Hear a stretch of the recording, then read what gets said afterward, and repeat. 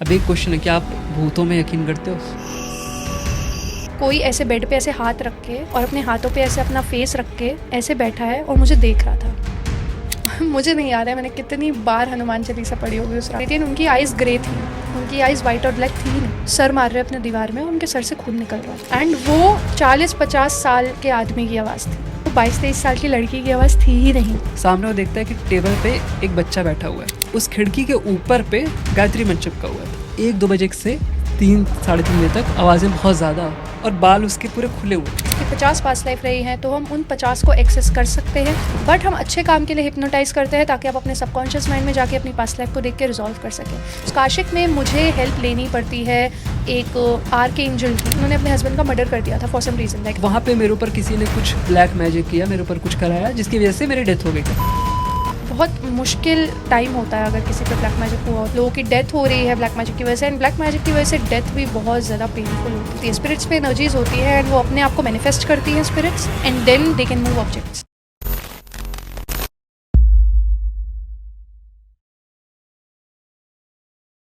Hello everyone, this is Ashwani और आज के इस पॉडकास्ट में हम बात करने वाले हैं पास्ट लाइफ के बारे में। बहुत सारी प्रॉब्लम्स होती हैं जिनको आप फेस कर रहे होते हो और आपके करंट जो जीवन होता है, जो आपकी करंट लाइफ है, उससे उसका कोई लेना देना नहीं होता है। सो बहुत ज़्यादा प्रॉबिलिटी है कि उसका रिलेशन हो आपके पास्ट लाइफ के कर्मा से। तो आपकी पास्ट लाइफ के कर्मा क्या हैं, उन्हें कैसे आप एक्सेस कर सकते हो या कैसे जान सकते हो कि ये क्या प्रॉब्लम थी और उसे कैसे रिजॉल्व कर सकते हो, जानेंगे इस पॉडकास्ट में। सबसे पहले वेलकम आना हमारे शो में आने के लिए और अपना टाइम देने के लिए। Thank you so much. So सबसे पहले स्टार्ट करते हैं पास्ट लाइफ से। आसान भाषा में आप हमें बता सकते हो क्या कि एग्जैक्टली पास्ट लाइफ होता क्या है? देखिए, पास्ट लाइफ का मतलब है हमारा पुनर्जन्म, हमारा पिछला जन्म, ठीक है। एंड एक इंसान की मल्टीपल पास्ट लाइफ्स हो सकती हैं, 50 हो सकती हैं, 100 हो सकती हैं, कि इस ज़िंदगी से पहले, इस जन्म से पहले उसने 50 बार इस धरती पे जन्म लिया हो या फिर 100 बार इस धरती पे जन्म लिया हो। और उन 100 बार में या 50 बार में उसने जितने भी कर्म किए हैं, चाहे अच्छे हों चाहे बुरे हों, उसका फल उसे कभी ना कभी तो मिलेगा ही। हो सकता है मिल चुका हो पिछली ज़िंदगी में, हो सकता है इस जन्म में मिले, हो सकता है इससे अगले जन्म में मिले, या फिर इस जन्म के जो हम कर्म अभी कर रहे हैं उसका जो फल है वो हमें अगले जीवन में मिले या फिर इसी जन्म में मिल जाए। सो ये थोड़ा सा इस तरीके से हमारी पास्ट लाइफ काम करती है। एंड डेफिनेटली हमारे जितने भी चीज़ें इस लाइफ में हो रही है वो कहीं ना कहीं हमारी पास्ट लाइफ से रिलेटेड है। इसमें एक चीज़ और थी, मैंने विपश्यना का कोर्स किया था, 10 दिन का मेडिटेशन का कोर्स होता है। अगर आपने नहीं किया तो उसके बारे में आप डिटेल देख सकते हो। तो उसमें भी एहसन गोयनका जी कहते थे कि ये आपके आत्मा का सफ़र है, ये जो लाइफ है आपकी, जो जीवन चल रहा है, ये आत्मा का सफ़र है। आपकी आत्मा बहुत पुरानी हो सकती है, हो सकता है 1 साल पुरानी हो सकता है 1 लाख साल पुरानी हो। सो डिपेंड करता है आपकी करंट एज क्या है, उससे इसका लेना देना नहीं है। बट आपने कितनी लाइफ जी और आपके अलग अलग लाइफ में क्या एक्सपीरियंसेस थे, क्या कर्मा थे, वही डिफ़ाइन करते हैं कि आपकी आगे की लाइफ कैसी होगी। सो ये तो बात हो गई पास्ट लाइफ की। अगर हमें एक्सेस करना है पास्ट लाइफ को, अगर हम जानना चाहते हैं कि मेरी जो पास्ट लाइफ थी उसमें मैं क्या था, उसमें मैंने क्या ऐसे गलत काम किए जिसकी वजह से मुझे इस जन्म में प्रॉब्लम्स आ रही, तो वो हम कैसे एक्सेस कर सकते हैं? देखिए, डेफिनेटली हम अपनी पास्ट लाइफ को असेस कर सकते हैं, जितनी भी हों आपकी पास्ट लाइफ। फॉर एग्जांपल अगर किसी की 50 पास्ट लाइफ रही हैं तो हम उन 50 को एक्सेस कर सकते हैं थ्रू योर सबकॉन्शियस माइंड। क्योंकि हमारा पहले मैं बता देती हूँ कि 2 तरीके के हमारे दिमाग होते हैं, एक होता है कॉन्शियस, एक होता है सबकॉन्शियस। एक अनकॉन्शियस भी होता है लेकिन उसका इतना ज़्यादा रोल नहीं होता है पास्ट लाइफ में। सो कॉन्शियस माइंड में हमें पता होता है कि अभी हमारे दिमाग में क्या चल रहा है, ठीक है। अभी whatever we are thinking, तो वो हमें पता है, वो हमारा कॉन्शियस माइंड है। लेकिन सबकॉन्शियस माइंड का हमें नहीं पता होता कि हमारे सबकॉन्शियस माइंड में क्या है या फिर क्या चल रहा है। उस सबकॉन्शियस माइंड में हमारे जितने भी जन्म रहे हैं उनकी चीज़ें स्टोर हैं, उनके कर्मास कह लो या फिर उनकी अच्छी चीज़ें या फिर बुरी चीज़ें स्टोर है। एंड हमारा सबकॉन्शियस माइंड इस तरीके से काम करता है कि जो हमारे पास्ट लाइफ के कर्मास हैं हम उन्हें भुगते हैं इस जन्म में। सो हमें बस अपने सबकॉन्शियस माइंड में जाना होता है, उसमें जो भी हमारी प्रॉब्लम है उससे रिलेटेड हमारी कौन सी पास्ट लाइफ है उसे असेस करना होता है। And then we can see that past life जो हमारी पर्टिकुलर प्रॉब्लम से रिलेटेड होती है, and then we can solve the issue. चाहे वो रिलेशनशिप इशू हो, चाहे वो फाइनेंशियल इशू हो, चाहे वो कोई हेल्थ इशू हो, कोई किसी तरीके का फोबिया हो, इन सारी चीज़ों को हम डेफिनेटली सॉल्व कर सकते हैं by seeing the past lives.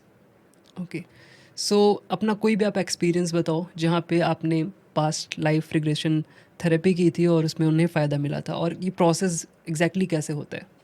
देखिए, पास्ट लाइफ का जो प्रोसेस होता है वो ट्रांस में जाने से शुरू होता है। इसके लिए हम एक टर्म यूज़ करते हैं, हिप्नोसिस।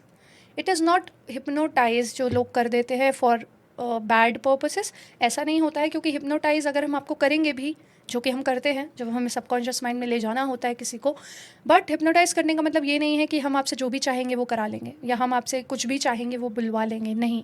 आपका कॉन्शियस माइंड तब भी काम कहीं ना कहीं कर रहा होगा। तो हिप्नोटाइज करके आपसे कुछ भी कराना या फिर आपसे गलत चीज़ें कराना, it is not possible.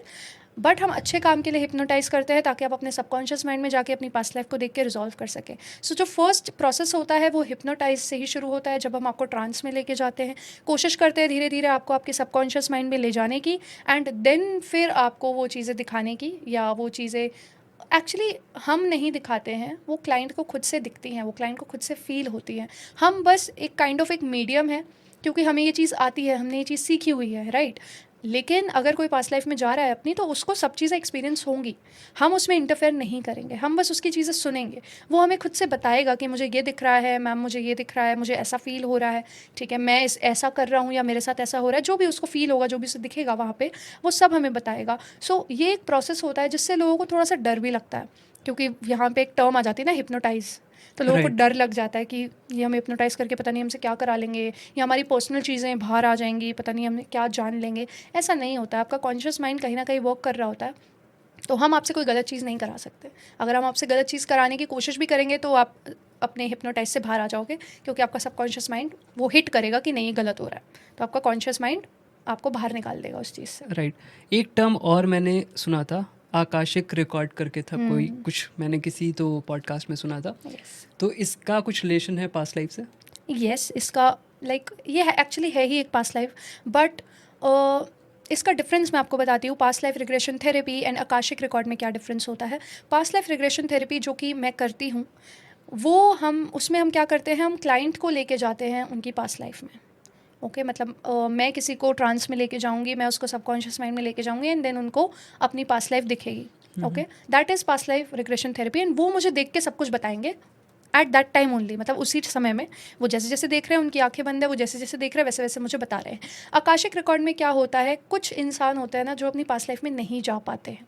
Okay. मतलब अगर मैं आपके ऊपर ट्राई कर रही हूँ, आप अपने पास्ट लाइफ में नहीं जा पा रहे हो, क्यों? क्योंकि आपका माइंड बहुत ज़्यादा प्रैक्टिकल हो सकता है, आपका माइंड बहुत ज़्यादा इंटेलेक्चुअल हो सकता है, आपका कॉन्शियस माइंड आपको अपनी पास्ट लाइफ में नहीं जाने दे रहा, ठीक है। बिकॉज माइंड हमारा बहुत कॉम्प्लेक्स है, माइंड हमें रोकता है चीज़ें करने से। ओके, सो माइंड हो सकता है आपको आपके सबकॉन्शियस माइंड में जाने ही ना दे रहा हो, और जब तक हम आपके सबकॉन्शियस माइंड में नहीं पहुंचेंगे, हम आपकी पास्ट लाइफ असेस नहीं कर सकते, because everything is stored in your subconscious mind only.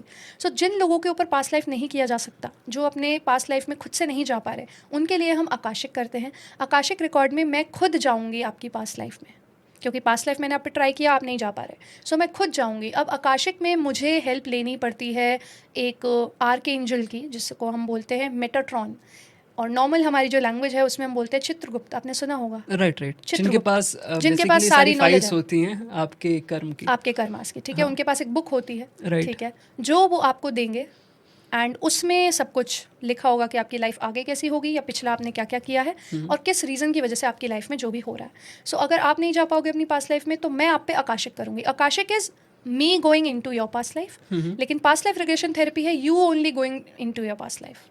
सो इसमें बस इतना ही डिफरेंस है, बाकी हम पास्ट लाइफ में ही जाते हैं, हम कर्मास पे ही वर्क करते हैं, बट इन दोनों में बस इतना सा ही डिफरेंस है।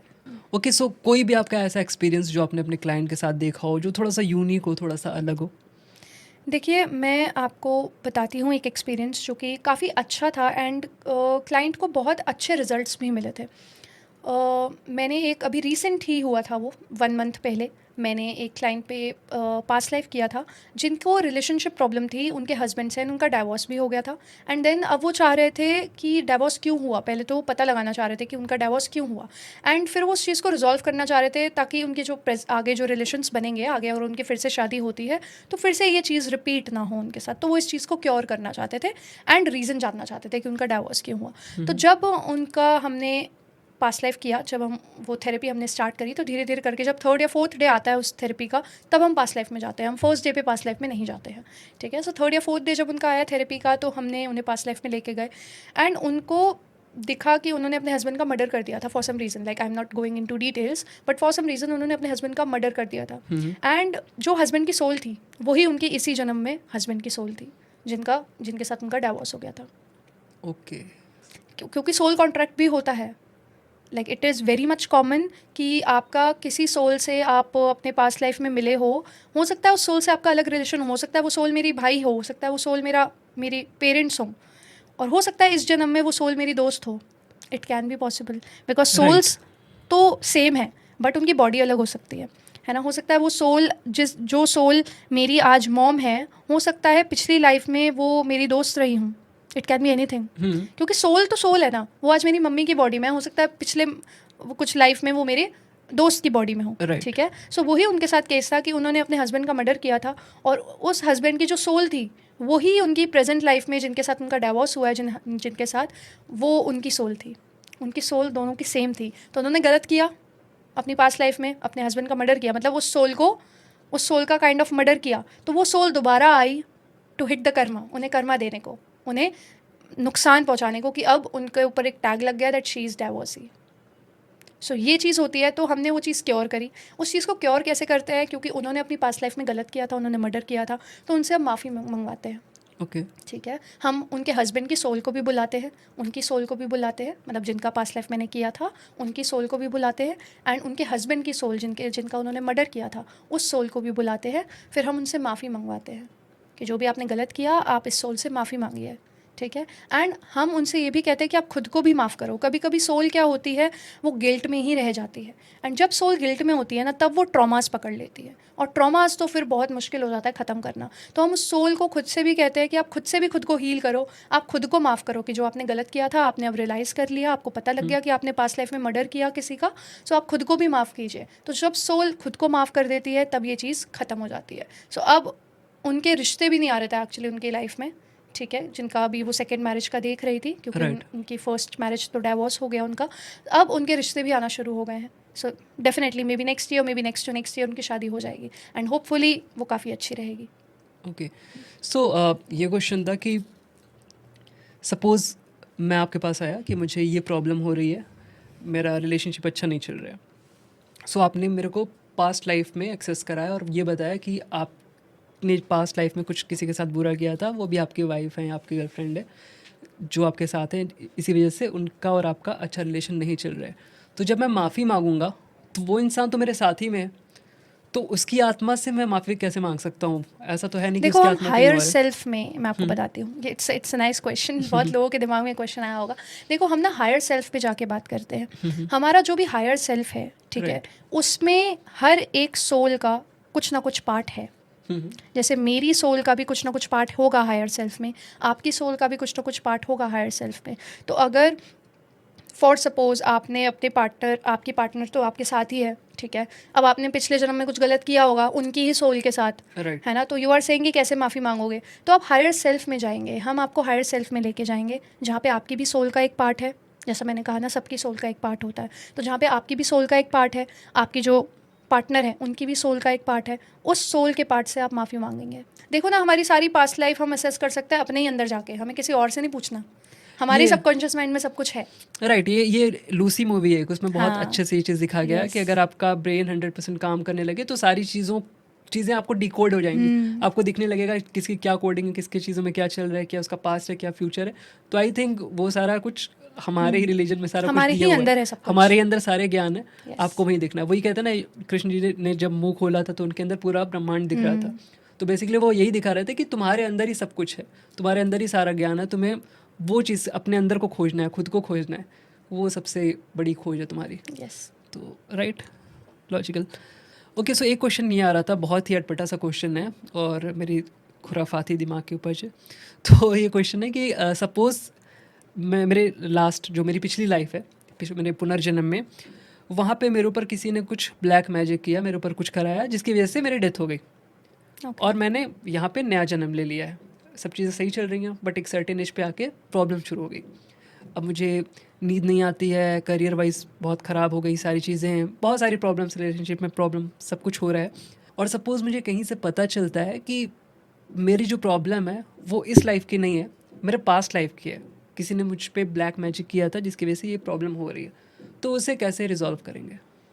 देखिए, सबसे पहले तो अगर आपकी ये जो ब्लैक मैजिक वाला इशू है ये आपकी पास्ट लाइफ से आ रहा है, इस लाइफ का नहीं है बट आपकी पास्ट लाइफ से आ रहा है, तो हमें आपकी पास्ट लाइफ में ही जाना पड़ेगा। एंड उस पास्ट लाइफ में जिस पे आप पे ब्लैक मैजिक हुआ था, ठीक है, क्योंकि आपकी मल्टीपल पास्ट लाइफ रही होंगी ना, तो हम पर्टिकुलरली उस पास्ट लाइफ में जाएंगे जिस पास्ट लाइफ में आप पे किसी ने ब्लैक मैजिक किया होगा, ठीक है। एंड फिर हम उस चीज़ को वहाँ पे रिजॉल्व करेंगे कि किसने किया था। पहले तो देखना पड़ेगा कि किसने किया था, किस तरीके से हुआ था, स्टार्टिंग क्या थी, उसके बाद आपका क्या हुआ, आपकी डेथ एकदम से हो गई या फिर जैसे ब्लैक मैजिक से जो लोगों की डेथ होती है वो बहुत बुरी तरीके से भी होती है कभी कभी, ओके। है ना। सो कभी कभी एकदम से हो गई या कभी कभी बहुत बुरी तरीके से हुई, किस तरीके से आपकी डेथ हुई हमें वो भी देखना पड़ेगा, ठीक है। उसके बाद हम जाके वहाँ पे उसे रिजॉल्व करके हम उसे ठीक कर देंगे। बट इसका एक अलग कॉन्सेप्ट ऐसा भी आता है कि अगर फॉर एग्जांपल आपका ब्लैक मैजिक इसी लाइफ का है, ठीक है, तो हम उसे कैसे क्योर कर सकते हैं। अगर आपका ब्लैक मैजिक लाइक एक सर्टेन लेवल पे है, बहुत ज़्यादा बढ़ गया है, तो फिर तो आपको स्पेसिफिकली किसी के पास जाना पड़ेगा जो इसी चीज़ में डील करता हो, जो इसमें ही आपको क्योर बताएंगे। बट अगर एक सर्टेन लेवल पे है आपका ब्लैक मैजिक या फिर आपको स्टार्टिंग फेज लग रहा है ब्लैक मैजिक का, तो हम पास्ट लाइफ में एक टेक्निक होती है जिसका नाम है ईगो स्टेट्स, ठीक है। ये पास्ट लाइफ की बहुत प्राइमरी टेक्निक है, बहुत स्टार्टिंग वाली टेक्निक है, ईगो स्टेट्स। हम उस टेक्निक से आपका ब्लैक मैजिक ख़त्म कर सकते हैं अगर वो इनिशियल स्टेज है तो। अगर बढ़ गया है तो नो, वो फिर हमारे हाथ में नहीं है। हाँ, अगर वो पास्ट लाइफ से रिलेटेड होगा तो हम उसे क्योर कर सकते हैं। बट अगर वो करेंट लाइफ से रिलेटेड है and it is really big thing, मतलब बहुत ज़्यादा बढ़ गया है, तो हम उसे क्योर नहीं कर सकते। बट हाँ, अगर स्टार्टिंग स्टेज में है तो हम उसे ईगो स्टेट से ठीक कर सकते हैं। यस। सो अब ये समझते हैं ब्लैक मैजिक एग्जैक्टली होता है क्या और कितना ज़्यादा आपको हार्म कर सकता है। देखो, ब्लैक मैजिक के बहुत सारे केसेस आते हैं मेरे पास। केसेस एज इन कि लोगों को लगता है कि उन पे ब्लैक मैजिक हुआ है, एंड कुछ लोगों को श्योरिटी भी होती है कि उनके ऊपर ब्लैक मैजिक हुआ है। एंड थोड़ा बहुत हम क्योर कर सकते हैं with the remedies, but as I said कि अगर ज़्यादा है तो you have to go to that specific person जो क्योर कर सके। बट बहुत मुश्किल टाइम होता है अगर किसी पे ब्लैक मैजिक हुआ होता है। लोग मुझे जो बताते हैं अपने एक्सपीरियंसेस कि हमें ऐसी चीज़ें दिखती भी हैं, हमें ऐसी चीज़ें फील भी होती है, लोगों के मिस कैरेजेस हो रहे हैं ब्लैक मैजिक की वजह से, लाइक लोगों के फाइनेंशियल इश्यूज़ आ रहे हैं या फिर लोगों की डेथ हो रही है ब्लैक मैजिक की वजह से। एंड ब्लैक मैजिक की वजह से डेथ भी बहुत ज़्यादा पेनफुल होती है। लाइक वो डेथ एकदम से डेथ नहीं होती, ओके। वो डेथ होती है धीरे धीरे करके, कि मतलब आपको पैरों में चोट लग जाएगी, एंड चोट भी बहुत ज़्यादा मेजर, कि मतलब आपका एक्सीडेंट हुआ लेकिन आप बच गए। एक्सीडेंट होके आपकी डेथ नहीं हुई, एक्सीडेंट होके तो डेथ हो गई तो चलो आप एकदम से ही ऑन द स्पॉट आपकी डेथ हो गई, लेकिन आप बच गए, मतलब आप उस पेन को आपको झेलना पड़ेगा अगर आपके ऊपर किसी ने ब्लैक मैजिक किया है, क्योंकि ब्लैक मैजिक की डेथ बहुत ख़राब होती है। सो बहुत सारे केसेस आते हैं ब्लैक मैजिक के, एंड लोग बहुत ज़्यादा परेशान हैं। और ये चीज़ें ज़्यादा ना वेस्ट बंगाल या फिर उड़ीसा, इन यहाँ मतलब जो नॉर्थ ईस्ट जो हमारा साइड है ना, वहाँ पे ज़्यादा चलती है। झारखंड में भी होता है रीज़न बहुत क्या है ज़्यादा। उसका? देखो, वो एक स्पेसिफिक जगह, जैसे फॉर एग्जांपल कि देखो एग्जैक्ट रीज़न तो इस चीज़ का कुछ भी नहीं है, बट ये है कि जहाँ पे वो चीज़ शुरू हो गई, कहीं ना कहीं किसी चीज़ का ओरिजिन तो होता ही है। राइट। जैसे हमारी जो एस्ट्रोलॉजी है, जो हमारी वैदिक एस्ट्रोलॉजी है, उसका ओरिजिन है साउथ, वो साउथ से आया। उसका कोई स्पेसिफिकली कोई रीज़न नहीं है, उसका कोई लॉजिक नहीं है। बट हाँ, वहाँ पे कुछ ऐसे लोग थे जो बहुत ज़्यादा ज्ञानी हैं, ठीक है, तो उन्होंने वहीं पे ही शुरू कर दिया, तो वो एक वैदिक एस्ट्रोलॉजी का काइंड ऑफ हब बन गया साउथ, ठीक है, कि साउथ बहुत माना जाता है वैदिक एस्ट्रोलॉजी के लिए। एंड फिर बहुत सारे जो उन्होंने चीज़ें जब आई तो वो साउथ से ही आई। ऐसे ही ब्लैक मैजिक अगर किसी को करना भी होता है या सीखना भी होता है, तो आजकल लोग उस डायरेक्शन में भागते हैं, उड़ीसा जाते हैं या फिर वेस्ट बंगाल जाते हैं, क्योंकि वहाँ पे एक तो वहाँ पे काली माता की पूजा ज़्यादा होती है, राइट। ठीक है। सो एंड जैसे अभी कल अमावस्या थी, काली अमावस्या, ठीक है, इस अमावस्या पे लोग सिद्धियाँ पाने की कोशिश करते हैं। एंड सिद्धियाँ ऑब्वियसली पॉजिटिव भी नेगेटिव भी, तो जो अमावस्या पे ये सारे काम होते हैं, तो नेगेटिव सिद्धियाँ पाने के लिए लोग उधर ही जाते हैं, उस डायरेक्शन में ही जाते हैं, या हम उड़ीसा जाएंगे, हम सीख के आएंगे। तो वो एक हब बन चुका है ब्लैक मैजिक का।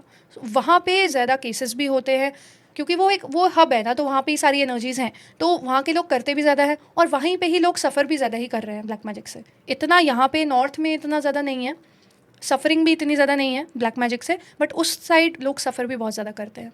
ओके। ओके, सो कोई भी ऐसा एक्सपीरियंस जो आपने किया हो अपने क्लाइंट के साथ या किसी की हेल्प आपने की हो उसके ऊपर से ब्लैक मैजिक हटाने के लिए या उसे उसकी जो परेशानी है उसको कम करने के लिए? देखिए, अभी 2-3 महीने पहले ही मेरे पास एक क्लाइंट आए थे, उनका नाम मैं डिस्क्लोज़ नहीं करूँगी। उनकी मदर को डायमेंशिया था, स्किज़ोफ्रेनिया था, उनकी मदर बहुत ज़्यादा परेशान रहती थी एंड बेड रिडन थी बिल्कुल भी, एंड डॉक्टर्स ने कह दिया था कि प्रॉपर कोई इलाज नहीं है। एंड एजड भी थी ऑब्वियसली। तो डॉक्टर्स ने कह दिया था कि वैसा कोई प्रॉपर हम इलाज नहीं कर सकते जिससे कि वो बिल्कुल ठीक हो जाए, बट हाँ मेडिसिन दे सकते हैं जिससे कि बस धीरे धीरे जैसी सिचुएशन है वैसे ही रहे, बेटर तो नहीं कर सकते बट एटलीस्ट और ज़्यादा ख़राब ना हो जाए। तो वो मेरे पास आया, उन्होंने चेक कराया, पहले तो अपने बारे में पूछ रहे थे। It was a tarot reading actually, मतलब वो टैरो रीडिंग कराने मेरे पास आए थे। तो पहले तो वो अपने बारे में मुझसे पूछ रहे थे, करियर, फाइनेंस, जो नॉर्मल लोगों के क्वेश्चंस होते हैं। देन उन्होंने अपनी मदर की हेल्थ के बारे में मुझसे पूछा, क्योंकि हेल्थ वाइज उन्हें इशूज़ चल रहा था। तो मैंने देखा, तो मुझे मतलब मैंने जो भी इनकी प्रेडिक्शन आ रही थी मैंने उन्हें कर दी, ठीक है। एंड धीरे धीरे चीज़ें बिगड़ ही रही थी और ज़्यादा प्रॉब्लम ही क्रिएट हो रही थी उनके, और उनके घर में ना कुछ होता रहता था, जैसे चीज़ें इधर उधर हो जाती थी, ठीक है। जैसे चीज़ें कहीं वो रख के गए, कहीं हो गई। इनकी मदर उठ नहीं पाती थी अकेले, लाइक अकेले अगर वॉशरूम भी जाना है तो वो अकेले वॉशरूम नहीं जा पाती थी, ओके। ठीक है। तो मतलब ऐसा था कि अकेले वो उठ ही नहीं सकती। बट अगर स्लीपर्स, जैसे उनकी मॉम के स्लीपर्स रूम के बाहर रखे हैं, तो जब वो जो मेरे क्लाइंट है वो घर आते थे तो उनकी मॉम के बिस्तर के साइड पे वो रखे होते थे slippers. And don't know how ये चीज़ कैसे ओके। हो रही है, उन्हें नहीं पता, क्योंकि उनकी मॉम तो उठ ही नहीं सकती। उन्हें अगर वॉशरूम भी जाना है, जो कि उनके रूम में ही है, अटैच वॉशरूम है, उसके लिए भी उन्हें एक इंसान चाहिए। एंड घर में कोई होता नहीं है, वो चले जाते थे तो घर में कोई होता नहीं था। जब वो घर में आए तो चीज़ें उन्हें कुछ ना कुछ चीज़ें इधर उधर दिख रही है। एंड घर में वो पूजा ही नहीं कर पाते थे, like he was a Christian. So घर में जो भी उनकी प्रेयर है वो नहीं कर पा रहे हैं, प्रेयर हो ही नहीं पा रही है, ठीक है। एंड उन्होंने जो क्रॉसेस लगा रखे थे, जैसे क्रूसीफिक्स यूज़ करते हैं क्रिश्चियंस, तो उन्होंने क्रॉसेस लगा रखे थे तो वो इधर उधर हो जाते थे या वो गिर जाते थे। तो ऐसा उन्होंने मुझसे 2-3 रीडिंग्स कराई, नॉर्मल टैरो रीडिंग, उनके करियर से रिलेटेड, उनकी मॉम की हेल्थ से रिलेटेड। उसके बाद उन्होंने मुझे ये बताया कि ऐसे ऐसे चीज़ें हो रही हैं घर में, ठीक है। तो मैंने कहा कि मैं एक बार चेक कर लेती हूँ कि ये कुछ है तो नहीं। उन्होंने मुझे कहा कि आप एक बार चेक करो कि मदर का सिर्फ हेल्थ इशू ही है या इससे कुछ ज़्यादा है। तो जब मैंने वो चीज़ देखी तो मुझे डेफिनेटली दिखा, एक ईवल आई, एक ब्लैक मैजिक मुझे दिखा। एंड मैंने 2 या 3 बार चेक किया कार्ड से, एंड मैं 100% श्योर हो गई कि ये कुछ तो है। एंड आई टोल्ड हिम कि ये उनके घर के सामने वाले ने ही किया है, मतलब जो उनका घर है उनके उसके सामने जो रहते हैं उन्होंने ही किया है। एंड उन्होंने फिर मुझे ऐसी ऐसी चीज़ें बताई कि हाँ वो लेडी है, वो घर आती है, वो ये करती है, वो करती है। मतलब उन्हें भी फिर वो चीज़ वो कनेक्ट करी उन्होंने मेरी, जो मैंने उनसे कहा कि वो ओके। सामने जो रहते हैं वो ही हैं, फिर वो कनेक्ट भी कर पाए उस चीज़ से कि हाँ वो जो सामने रहते हैं इट माइट बी हर, ठीक है। बट जो भी था, हमारा उस टाइम क्योर के ऊपर ध्यान ज़्यादा था कि हम ये ना ढूंढें कि किसने किया है, हम क्योर इसे कर ले। तो जब मैंने देखा कि भाई बहुत ज़्यादा चीज़ें बिगड़ रही हैं, तो मैंने उनसे कहा कि आप इस चीज़ का क्योर ढूंढो जल्दी से जल्दी, नहीं तो ये चीज़ें बिगड़ ही जाएंगी और फिर हम कंट्रोल नहीं कर पाएंगे कैसे भी। तो उन्होंने कहा कि मैं कैसे ढूंढूँ क्योर, कहाँ पे जाऊँ। मैंने कहा आप क्रिश्चियन हो तो आप अपने ही रिलीजन से शुरू कीजिए, ठीक है। आप जाइए चर्च, ठीक है, फादर से बात करो जाके, जो भी आपको करना है अपने रिलीजन से ही शुरू करो। फिर जब वो गए तो फादर ने ही खुद से कंफर्म कर दिया that yes it is black magic. So तब उन्होंने, जब उनका जो भी रिचुअल्स होते हैं उनका फर्स्ट टाइम हुआ, सेकंड टाइम हुआ, तो वो धीरे धीरे बेटर होना शुरू हुई उनकी मदर। उन्होंने मुझसे आके एक चीज़ कही थी जो मुझसे मेरे लिए बहुत बड़ी थी। उन्होंने मुझसे कहा कि मैम आपने मेरी मदर को बचा लिया, ओके। अगर आप नहीं होते तो मुझे तो पता भी नहीं, मेरा तो ध्यान ही नहीं जा रहा था इस तरफ, मैं तो बस दवाइयाँ देता रहता और चीज़ें हो सकता है वर्स हो जाती। तो वो जो स्टेटमेंट थी ना कि आपने मेरी मदर को बचा लिया, वो चीज़ बहुत ज़्यादा बड़ी थी कि मुझे ऐसा लगा कि हाँ मैंने कुछ तो किया अपनी लाइफ में, कुछ तो अच्छा किया मैंने लाइफ में। तो ये एक बहुत ख़राब, बहुत मेजर ऐसा केस हुआ था ब्लैक मैजिक का। तो जो उनको मेडिकल इश्यूज आ रहे थे वो भी उसी रीजन से आ रहे थे, ब्लैक ब्लैक मैजिक से? मैजिक आपकी बॉडी को अंदर ही अंदर खाता है, जो स्पिरिट होती है ना, ऑब्वियसली ब्लैक मैजिक में स्पिरिट्स इन्वॉल्व होती है। जो उनके घर में इधर उधर चीज़ें हो रही थी, it is all related to spirits, ठीक है। क्योंकि स्पिरिट्स ही ऐसा करती है, स्पिरिट्स पे एनर्जीज होती है एंड वो अपने आप को मैनिफेस्ट करती हैं spirits, and then they can move objects. Okay, so ये क्वेश्चन आता है कि ब्लैक मैजिक एग्जैक्टली होता क्या है? उसमें क्या कुछ एनर्जीज होती हैं जो आपके ऊपर वो डालते हैं, नेगेटिव एनर्जीज, या स्पिरिट से इसका लेना देना है, क्या है एग्जैक्टली? देखिए पहले तो मैं ये बताती हूँ कि ब्लैक मैजिक और वाइट मैजिक आता कहाँ से है। Like we are doing white magic, हम वाइट मैजिक कर रहे हैं, people are doing black magic also. एक एनर्जी है, ठीक है, एक बॉल ऑफ एनर्जी है, उसमें अगर मैं अपने गुड इंटेंशंस डालूंगी, एक अच्छे इंटेंशंस डालूंगी तो it will be white magic. But अगर मैं उसमें अपने नेगेटिव इंटेंशंस डाल दूंगी तो it will be black magic. So energy is same, आपकी इंटेंशंस फ़र्क करती हैं। इंटेंशंस अच्छी है तो it will be white, intentions negative है तो it will be black. And black magic में लोग ज़्यादातर स्पिरिट्स का यूज़ करते हैं दूसरों को हार्म करने के लिए।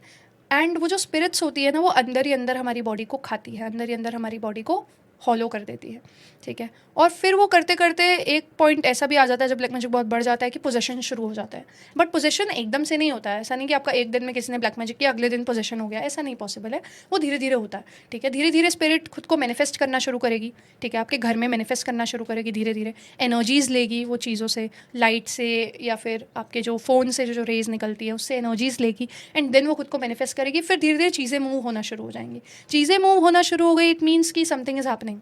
तब आपको पता लगेगा ना कि हाँ यस कुछ कुछ तो हो रहा है, क्योंकि चीज़ें मूव हो रही हैं। ओके। फिर धीरे धीरे धीरे धीरे वो उस इंसान को इफेक्ट करना शुरू करेगी जिसके लिए उसे भेजा गया होगा। उस इंसान को वो हेल्थ इशू भी दे सकती है, कोई मेंटल इशू भी दे सकती है, ऐसा इशू भी दे सकती है कि उसकी डेथ हो जाए, कैंसर भी दे सकती है। जैसे उनकी मदर को डायमेंशिया था, है ना, सो मेजर मेंटल इशू उन्हें दे दिया। एंड ऐसा भी नहीं है कि ब्लैक मैजिक, जैसे अभी ब्लैक मैजिक उनका क्योर हो गया, धीरे धीरे मतलब थोड़ा सा टाइम और लगेगा, एकदम से तो नहीं, वो क्योर हो जाएगा। ऐसा नहीं है कि उनका डेमेंशिया 100% ख़त्म हो जाएगा, नहीं, जो बॉडी में प्रॉब्लम हो गई वो तो हो ही गई। अगर आपकी ब्लैक मैजिक की वजह से आपकी किडनी ख़राब हो गई तो वो तो हो ही गई ना। राइट। ब्लैक मैजिक तो खत्म हो जाएगा, किडनी कैसे ठीक हो जाएगी ब्लैक मैजिक खत्म होने से? वो नहीं होगा। तो वो जो प्रॉब्लम हो गई है वो तो हो ही गई है, बट हम और मेजर प्रॉब्लम से आपको बचा सकते थे। हो सकता है आपकी दूसरी किडनी भी खत्म हो जाती, उस प्रॉब्लम से हमने आपको बचा लिया, है ना, एंड करके। तो प्रॉब्लम्स, ब्लैक मैजिक बहुत मेजर प्रॉब्लम्स देता है, लॉन्ग लाइफ प्रॉब्लम्स भी देता है। सो एक क्वेश्चन ये आता है कि अगर आपके ऊपर ब्लैक मैजिक हुआ है, ये आप कैसे पता करोगे? क्योंकि बहुत सारे लोग को लगता है, थोड़ा सा किसी को कोल्ड भी हो जाता है, वो कहता है यार मेरे ऊपर कुछ किसी ने करा दिया है, मेरी तबीयत सही नहीं हो रही है। किसी को लेजीनेस फील होती है, उसमें भी वो दोष देता है कि यार कुछ मेरे ऊपर किसी ने करा दिया है। बहुत कॉमन हो गया आजकल। तो कैसे पता आप लगा सकते हो कि आपको ब्लैक मैजिक आपके ऊपर किसी ने कराया है या नहीं? देखो, दो चीज़ें होती हैं, एक तो होता है बुरी नज़र और एक होता है ब्लैक मैजिक। इन दोनों में थोड़ा सा फ़र्क है। जैसे कुछ लोगों की साइंटिफिक रीज़न भी हो सकता है। अगर किसी की इम्यूनिटी वीक है तो उसको एक कोल्ड कफ ये लगा रहेगा ना, ऑब्वियसली वो साइंटिफिक रीज़न है उसका, क्योंकि उसकी इम्यूनिटी वीक है। आप अच्छा खाइए, फिट रहिए, आपकी इम्यूनिटी ठीक हो जाएगी, आपका कोल्ड कफ ये जो होता है हर मौसम में ठीक हो जाएगा। So it is scientific. But कुछ लोग इसे भी बुरी नज़र से रिलेट कर देते हैं, कुछ लोग इसे भी ब्लैक मैजिक से रिलेट कर देते हैं। तो लोगों को फ़र्क ही नहीं पता, मतलब लोग कुछ भी ज़रा सा हुआ उस चीज़ को रिलेट कर दिया कि अरे ब्लैक मैजिक ही है, बुरी नज़र ही है ना। अगर आपको कुछ लग भी रहा है कि समथिंग है, वो मैं आपको बताती हूँ कि किन किन चीज़ों से आप थोड़ा सा क्लियर हो सकते हो कि हाँ ये ब्लैक मैजिक है। अगर आपकी लाइफ में कोई मेजर प्रॉब्लम्स चल रही हैं काफ़ी लंबे समय से, ये कोल्ड कफ वाली चीज़ नहीं, काफ़ी लंबे समय से कुछ मेजर प्रॉब्लम चल रही है, may be relationship issue, may be financial कुछ भी इशू, तो हाँ आप ये कह सकते हो कि समथिंग कैन बी ईवल और something can be related to black magic. अगर आपके घर में आपको नेगेटिव ऑरा फील होता है, आपके आसपास आपको कोई ना कोई फील हो रहा है हर वक्त, या आपको ऐसा लग रहा है कि कोई आपको देख रहा है, वहम नहीं, कुछ लोगों को वहम भी होता है, राइट राइट। है ना। सो उन चीज़ों से प्लीज़ दूर रहना है, उसको कंफ्यूज नहीं करना है, ठीक है। आई एम नॉट टॉकिंग अबाउट वहम, वहम का तो कोई इलाज नहीं कर सकते हम, ठीक है। बट येस, अगर आपको लिटरली लग रहा है कि कोई आपको देख रहा है कॉन्टिन्यूसली, या हैवीनेस फील हो रही है आपको अपने घर में, that can be related to evil eye और मैजिक। अगर आपको घर में जगह जगह चावल के दाने दिख रहे हैं, या फिर इलायची दिख रही है इधर उधर कोनों में, या फिर कहीं पे भी, मतलब कुछ ऑड जगह की इलायची, किचन में तो गिरी हुई दिख सकती है आपको, बट आपके बेडरूम के एक कोने में थोड़ी ना इलायची आपको दिखेगी।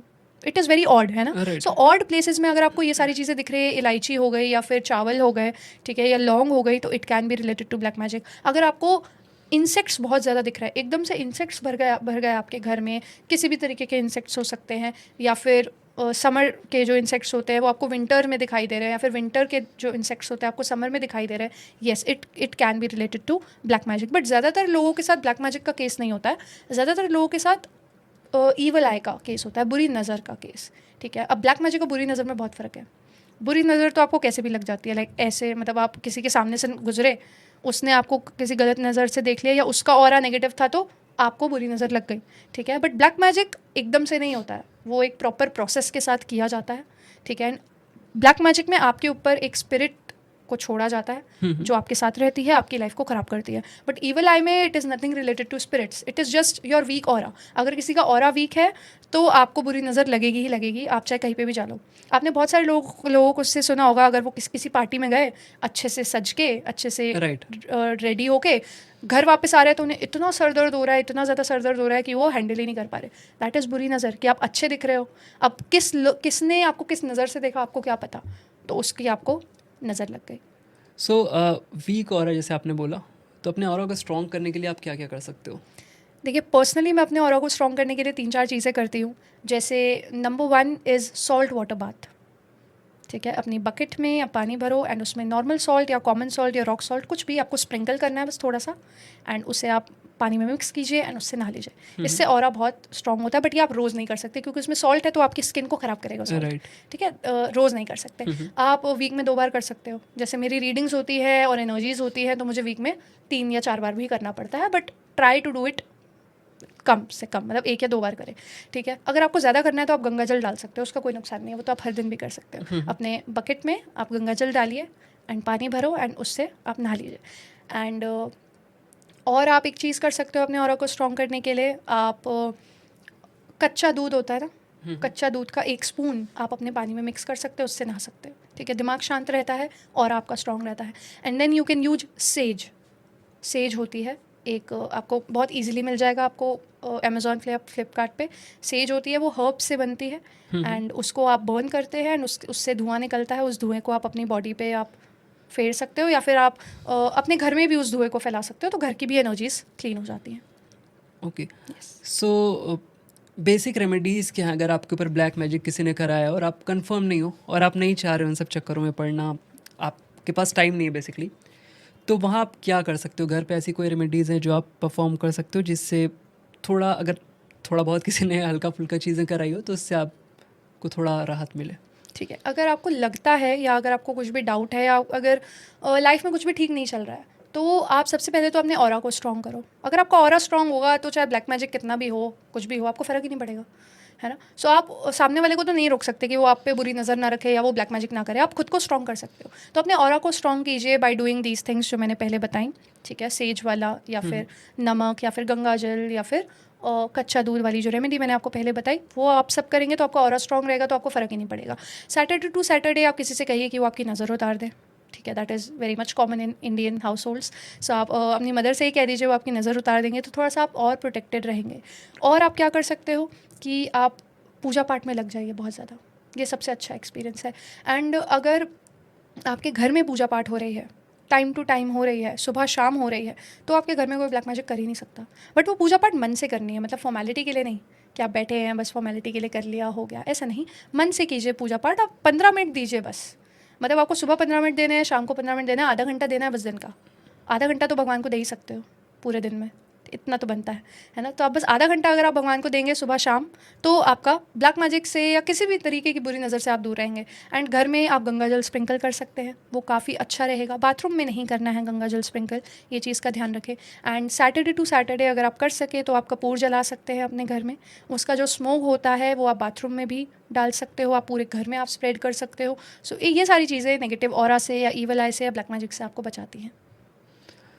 सो आपने बात की ब्लैक मैजिक की, पास्ट लाइफ की, ये सारी चीज़ों की। अब एक क्वेश्चन है, क्या आप भूतों में यकीन करते हो? यस। सो कोई इंसिडेंट जो आपके साथ हुआ हो या कुछ भी एक्सपीरियंस आप शेयर करना चाहो? देखिए, मैं एक तो एक्सपीरियंस मैं बहुत श्योर हूँ इस चीज़ के लिए जो मेरे साथ हुआ था। एक्चुअली मेरा जो रूम था ना, वो मेरे और मेरे ब्रदर का था। तो उस रूम में क्या था कि डबल बेड था एंड उसे ना हमने दूर दूर कर रखा था, मतलब डबल बेड को हमने हाफ़ कर दिया था। ठीक है, सो हाफ़ बेड एक वॉल पे था एंड हाफ़ बेड सामने वाली दूसरी वॉल पे था। ठीक है, और बीच में 2 बेड के बीच में फिर काफ़ी स्पेस था, नॉर्मल Right, स्पेस। right. ठीक है, और उस नॉर्मल स्पेस में हमारी स्टडी टेबल रखी हुई थी, बिकॉज मैं भी स्कूल में थी उस टाइम पे, मेरे ब्रदर भी स्कूल में थे। सो हम पढ़ते थे तो जो भी पढ़ता था वो स्टडी टेबल पे बैठ के पढ़ लेता था। तो मतलब बीच में बहुत ज़्यादा खाली स्पेस था। तो जब हम रात को सोते थे तो भैया उस बेड पे, मैं उस बेड पे, तो भैया और मेरे में काफ़ी डिस्टेंस होता था क्योंकि बीच में खाली स्पेस है ना। तो पता नहीं सुबह के रात के 3:30 या सुबह के 3:30 कह लो, कुछ भी 3 3:30 के आसपास का समय हो रहा था और मेरी आँख खुली। और मेरी आँख खुली तो ना मैं दीवार की तरफ, एक साइड तो मेरी दीवार ही थी और एक साइड खाली स्पेस, तो मेरा जो फेस था ना वो खाली स्पेस की तरफ था। ठीक है, और बेड की ऊंचाई फ्लोर से कितनी होती है आप समझ सकते हो। तो मुझे लिटरली ऐसा दिखा कि कोई ऐसे बेड पे ऐसे हाथ रख के और अपने हाथों पे ऐसे अपना फेस रख के ऐसे बैठा है और मुझे देख रहा था। किस बेड पे, किधर? जैसे जैसे मैं लेटी हूँ अपने बेड पे। राइट। ठीक है, एंड मेरा जो फेस है वो खाली जगह की तरफ है। इधर मेरी दीवार है, एक तरफ तो मेरी दीवार है क्योंकि मेरा बेड दीवार से हाँ। टच था, एक तरफ दीवार है, एक तरफ खाली स्पेस है। Right. ठीक है, एंड मेरे भाई मुझे दिख रहे हैं सामने क्योंकि थोड़ी Okay. बहुत रोशनी हो गई थी। हाँ, वो ठीक है, अंधेरे में और पता चलता है फिर। हाँ, बट इतना ज़्यादा लाइट नहीं थी कि मुझे क्लियर भी दिखे, बट थोड़ी बहुत लाइट थी कि हाँ मुझे दिख रहा है कि कुछ तो है रूम में। ठीक है, तो जैसे ही मेरी आँख खुली ना, मतलब मैं ऐसे लेटी और मेरी आँख खुली, तो मुझे वो विज़न दिखा। वो विज़न क्या था कि एक लेडी ही थी, वो शायद लेडी वाला ही जैसा फिगर था, मुझे इतना क्लियर तो नहीं था। एंड उसने ना मेरे बेड पे ऐसे हाथ रखा हुआ है, जैसे कोई नीचे नहीं बैठता बेड पे, राइट, समझ है गया ना, मैं। ऐसे उन्होंने हाथ रखा हुआ है मेरे बेड पे, और हाथ के ऊपर उनका सर है। एंड आपके पैर के साइड, नहीं नहीं, मेरे बिल्कुल यहाँ, जैसे यहाँ मेरा, जस्ट बगल में ही। हाँ मतलब जहाँ मेरा ओके। फेस है, हाँ एंड यहाँ मेरा पिलो। ठीक है, हाँ। और उसके इतने इतने डिस्टेंस पे, ओके, जस्ट बगल में ही जस्ट मतलब। बगल में ही, मतलब ओके। पैरों में नहीं कि मतलब मुझे हाँ। ऐसे नहीं देखना पड़ रहा, जस्ट बगल में ही। ठीक है, एंड वो ऐसे थी एंड ऐसे थे। ठीक है, मुझे बहुत क्लियर नहीं दिखा। जब वो मुझे दिखा ना, जैसे मैंने आंखें खोली ना, तो वो ब्लर हुआ धीरे से, जैसे काइंड ऑफ एक स्मोक नहीं होती, हाँ। स्मोक ब्लर हो जाती है, तो वो ब्लर हो गया। और मैं तो ऐसे हिल सी गई एकदम से, क्या हो गया, मतलब मेरी नींद खुल गई मेरी तो, क्योंकि मैं नींद में आंखें खोली थी मैंने। हाँ। कभी कभी हो जाता है कि आपकी रात को आँख राइट खुल राइट। जाती है। तो जब मेरी खुली तो मैंने ये चीज़ देखी, तो मैं तो ऐसे हो गई एकदम से। फिर मैंने इधर उधर थोड़ा सा, जब मैं नॉर्मल हुई ना, तो मैंने इधर उधर देखा। फिर मैंने भाई को देखा कि मैंने कहा भाई तो सो रहे हैं, भाई को तो कुछ पता ही नहीं है। एंड फिर मैंने जब देखा तो कुछ भी नहीं था उधर। एंड मुझे समझ में नहीं आया कि वो क्या था, बट हाँ वो था, लिटरली इट वॉज रियल। मैं कह सकती हूँ 100% वो रियल था। उसके बाद कोई ऐसा एक्सपीरियंस नहीं हुआ कि ये बार बार होने लगा। एक बार मुझे स्लीप पैरालिसिस हुआ था, वो भी मुझे बहुत, मल्टीपल टाइम हुआ है। वो भी बहुत ज़्यादा, वो सिचुएशन बहुत ज़्यादा ख़राब होती है। हाँ। I hate that. I मैं know. नहीं चाहूँगी कभी किसी के भी साथ ऐसा हो, स्लीप पैरालिसिस, बट वो बहुत ज़्यादा कॉमन है, तो लोगों को मुझे पता ही बहुत है। फ्रिक्वेंट होता है, मुझे एक दिन में दो बार होते हैं। हाँ अब मुझे आदत पड़ गई, मैं वेट करता हूँ। मतलब पहले मैं बहुत डर, जब फर्स्ट टाइम हाँ, मेरे बहुत साथ ज़्यादा हुआ था, पैनिक हो जाते थे। राइट, कोविड के पहले, मतलब 17-18 के अराउंड मुझे फर्स्ट टाइम हुआ था। तो मुझे लगा कि भाई किसी ने तो कुछ करा है मेरे ऊपर। ये हुआ क्या है, मैं आँख, जिसे नहीं पता है उसे मैं थोड़ा एक्सप्लेन कर देता हूँ। अगर आपको पता नहीं है स्लीपिंग पैरालिसिस क्या होता है, तो वो मैं थोड़ा आसान शब्दों में एक्सप्लेन कर देता हूँ। बेसिकली जब आप सोते हो तो आप नींद में होते हो, सपने देखते हो, तो आपने देखा होगा कई लोग हाथ पैर मारते हैं। सो बेसिकली इस चीज़ से क्या हो सकता है कि आपको चोट लग सकती है। तो बॉडी का एक मैकेनिज्म होता है, उसमें बॉडी एक केमिकल रिलीज़ करती है, आपका ब्रेन एक केमिकल रिलीज़ करता है, जिससे आपकी बॉडी को पैरालिसिस स्टेट में डाल देता है। अब क्या होता है, अब आप सोओगे, कोई भी सपना देखोगे तो आपकी बॉडी रिएक्ट नहीं करेगी। आप सपने में लड़ रहोगे या कूद रहोगे तो आपकी बॉडी वहाँ पे रिएक्ट नहीं कर रही होगी रियल टाइम में। सो कभी कभी क्या होता है कि एक ग्लिच आता है जिसमें आप सोते रहते हो और आपकी नींद खुल जाती है, बट इतने अचानक से आपकी नींद खुलती है कि उस ग्लिच की वजह से आपका दिमाग जो है उसका एंटी केमिकल जो होता है, यानी कि जो आपके पैरालिसिस वाले स्टेट को हटाएगा, वो रिलीज़ नहीं कर पाता है, और आपकी बॉडी थोड़ा देर तक उसी पैरालिसिस वाले पोजीशन में रहती है। तो आपकी बॉडी काम नहीं कर रही होगी, आपकी आँख खुली होगी और आप बहुत ज़्यादा हेवी फील करोगे। अब इसमें बहुत सारे लोग को हेलुसिनेशन होता है, उन्हें लगता है कि उनके चेस्ट पे कोई बैठा हुआ है, कोई चुड़ैल हो सकती है जिसके लंबे बाल हों, किसी को लगता है कोई मॉन्स्टर है, किसी को कोई बच्चा बैठा दिख सकता है। तो हेलुसिनेशन डिफरेंट होते हैं, सबका एक्सपीरियंस डिफरेंट होता है। मेरे में ऐसा कुछ भी नहीं होता है, मुझे नॉर्मली बस बहुत हेवी फील होता है, आवाज़ें सुनाई देती हैं, बहुत ज़्यादा शोर जैसे होता है ना क्लासरूम में, जैसे एक शोर सुनाई देता है सबके आवाज़ों का, वैसा कुछ सुनाई देता है। आंखें खुली होती हैं, दिख रहा होता है सामने क्या है, ब्लरी थोड़ा सा विज़न होता है, बहुत क्लैरिटी नहीं होती है, बट आप कुछ रिएक्ट नहीं कर सकते हो, आपका हाथ पैर नहीं काम करेगा, आप कुछ कर नहीं सकते हो, आप चिल्लाना चाहोगे, आपके मुंह से आवाज़ नहीं निकल रही होगी। तो बहुत ही अजीब सी सिचुएशन होती है। अगर आपके पास साथ फर्स्ट टाइम हो रहा है तो आप बहुत ज़्यादा डर जाओगे, बट अगर 2-3-4 बार होता है तो फिर समझ में आ जाता है कि आप इस स्टेट में हो। तो मेरे साथ इतना ज़्यादा फ्रिक्वेंटली होने लगा था कि मतलब हफ्ते में 4-5 बार हो रहा है, कभी कभी दिन में 2 बार हो रहा है। और ज़्यादातर तब होता है जब आप बहुत ज़्यादा थके रहो और आप हल्की सी पावर नैप वगैरह ले रहो, तो ज़्यादा ही होता है। ओके। जब मेरे साथ ये हुआ था, तो मेरे साथ पहली बार ही हुआ है बस, हमेशा, मतलब दूसरी बार कभी ऐसा हुआ नहीं है। एंड मैं चाहूँगी नहीं कि दूसरी बार हो, क्योंकि जब पहली बार हुआ था, जैसा आपने कहा कि पहली बार होगा तो आप डर जाओगे, डेफिनेटली मैं बहुत ज़्यादा डर गई थी। एंड उसके बाद उससे बाहर निकलती, तब मैं छोटी थी, लाइक मैं अपने मॉम डैड के साथ सोती थी, इतनी छोटी थी मैं, तो तब हुआ था। तो जब मैं उससे बाहर निकली, हाँ मुझे 4-5 मिनट लगे थे। 4-5 मिनट, हो सकता है मुझे समय ज़्यादा लग रहा हो, क्योंकि उस समय ना आपको समय ऐसा लग रहा बहुत होता है लंबा। कि बीत ही नहीं रहा है समय, कब मैं बाहर निकलूँ इस चीज़ से। हो सकता है 2 मिनट ही हुए हों, मुझे वो 5-10 मिनट लग रहे हों। तो जब मैं उस चीज़ से बाहर निकली ना, मुझे नहीं याद है मैंने कितनी बार हनुमान चालीसा पढ़ी होगी उस रात सोने से पहले कि बस मुझे नींद आ जाए भगवान, और जैसे तैसे सुबह हो जाए बस। लिटरली आई वाज प्रेइंग कि बस मुझे नींद आ जाए। एंड एक मेरा और एक्सपीरियंस था, लोगों ने भी बहुत सारे एक्सपीरियंस किए होंगे जब वो बालाजी गए हैं, मेहंदीपुर बालाजी, इट्स इन राजस्थान। हो सकता है आप भी गए हों, लेकिन मैं जब गई थी, मैं 2 बार जा चुकी हूँ, लेकिन जब मैं फ़र्स्ट टाइम गई थी तो मैं अपने अंकल के साथ गई थी, my chacha ji and my mom and dad and मैं, बस हम 4 लोग गए थे। तो चाचा जी जाते आते रहते हैं, वो बहुत ज़्यादा मानते हैं, बहुत लोग मेहंदीपुर बालाजी को बहुत मानते हैं। तो चाचा जी जाते रहते थे, तो उन्होंने ना मुझे बताया था कि कैसे कैसे करना है, क्योंकि वहाँ जाके ना बहुत सारे रूल्स होते हैं जो आपको फॉलो करने होते हैं, कि वहाँ का प्रसाद आप नहीं ला सकते, वहाँ की राइट। कोई भी चीज़ आप नहीं ला सकते, अगर आप वहाँ पे पानी भी अगर आप खरीद रहे हो ना, तो वो पानी आप अपने साथ वापस नहीं ला सकते, मतलब आप पी लो उसे और वहीं पे आपको डिस्पोज करना होता है, चाहे वो कितना भी बचा है, राइट। ठीक है, आप उसे वापस नहीं ला सकते। एंड वहाँ पे जब आप मंदिर के अंदर होगे, वहाँ पे आप ये नहीं बोल सकते कि चलो आओ, ठीक है, इधर आओ, ऐसे नहीं बोल सकते, मतलब आपको इशारे से ही बुलाना है बस, या हाथ पकड़ के आप बुला सकते हो अपने फैमिली मेम्बर्स को या अपने फ्रेंड्स को, आप बोल नहीं सकते। तो ये सारे रूल्स वो समझा रहे थे, है ना। तो ठीक है, मैं भी सुन रही थी और मेरे को समझ में भी आ रहा था, क्योंकि हाँ मतलब मुझे स्पिरिट्स की नॉलेज है, और वहाँ पे आसपास स्पिरिट्स होती है, क्योंकि वहाँ पे किया ही ये जाता है कि स्पिरिट्स को निकाला जाता है। सो वहाँ की जो स्पिरिट्स है वो वहाँ पे ही बंध के रह जाती है, सो वो आसपास ही होती है आपके। तो जब मैं गई फर्स्ट टाइम, तो लाइन में हम खड़े होते हैं, तो एक लाइन यहाँ होती है, एक लाइन यहाँ होती है, और बीच का जो एरिया होता है ना वो खाली होता है, राइट, उन लोगों के लिए होता है। उन लोगों के लिए होता है, ताकि उन्हें एकदम से जाना है, हम तो स्टिल हाँ। वेट भी कर लेंगे। तो मैं खड़ी थी, मेरे आगे मेरी मम्मी, मेरे पीछे मेरे पापा, मुझे बीच में खड़ा कर रखा था टू प्रोटेक्ट मी, कि तुम बीच में रहो, क्योंकि आज से 4-5 साल पुरानी बात है, तो अब मैं बहुत छोटी थी। तो ऐसे था, तो ना मुझे ना पीछे से बहुत तेज़ आवाज़ सुनाई दी, और मैं ऐसे देख रही थी, मैं ऐसे हो गई, मैं कहा कौन आ रहा है पीछे से, थोड़ा डर भी गई थी, क्योंकि फर्स्ट टाइम एक्सपीरियंस था ना मेरा ये, मैंने किसी में पोजेशन नहीं देखा था उससे पहले तक, वहीं जाके मैंने पोजेशन देखा कि होता क्या है। तो एक भैया आ रहे थे, एक दीदी को ऐसे पकड़े हुए, ऐसे उन्होंने पकड़ा रखा था पीछे से, एंड उन दीदी का ना, मतलब वो दीदी ना मेरे यहाँ से टकराई थी, उनका शोल्डर मेरे यहाँ से टकराया था, और जब मैंने ऐसे देखा ना, वो मेरी तरफ देख रही थी बाय डिफ़ॉल्ट, मतलब मुझे देखने के लिए नहीं, उनका फेस इस तरफ होगा बस, हाँ। नॉर्मल तरीके से। तो जब उनका शोल्डर मेरे शोल्डर से टकराया, मैंने इधर देखा, वो मुझे देख रही थी, एंड उनकी आइज़ ग्रे थी, उनकी आइज़ वाइट और ब्लैक थी ही नहीं, ओके। ब्राउन थी ही नहीं, लाइक प्यूपल हमारा किसी का ब्राउन होता है, किसी का ब्लैक राइट, होता है, राइट। उनका था ही नहीं, उनकी आइज़ ग्रे थी। सीरियसली, मतलब मैंने वो चीज़ देखी एंड आई वाज शॉक्ड कि ये मैंने क्या देख लिया, मतलब मुझे ऐसा लग रहा था कि काश मैं ना देखती है जो मैंने देखा, क्योंकि मुझे देखना नहीं था।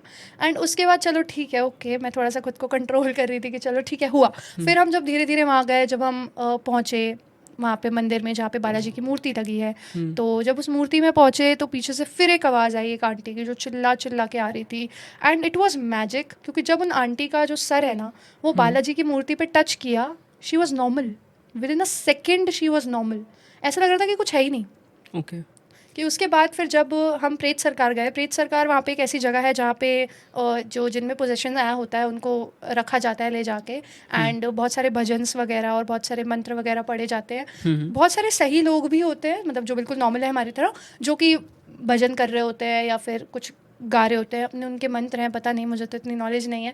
तो राइट। जब मैं वहाँ पे गई ना, तो जब मेरा जो फर्स्ट लुक मैंने देखा, वहाँ पे एक दीदी खड़ी थी, मतलब मेरी एज की होंगी, आप लाइक 21-22 की होंगी, बट तब तो मेरी वो दीदी थी।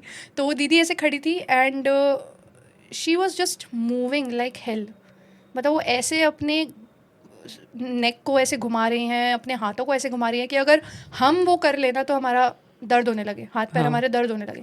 एंड वो इस तरीके से कर रही थी कि कोई दिक्कत ही नहीं है, चलो ठीक है, वो देख लिया, कोई बात नहीं। अब जब मैं आगे बढ़ी ना, तो एक अंकल थे जो नीचे बैठे हुए थे, एंड वो सर मार रहे अपने दीवार में, उनके सर से खून निकल रहा है, एंड उन्हें फ़र्क ही नहीं पड़ रहा, वो बस मारे जा रहे हैं।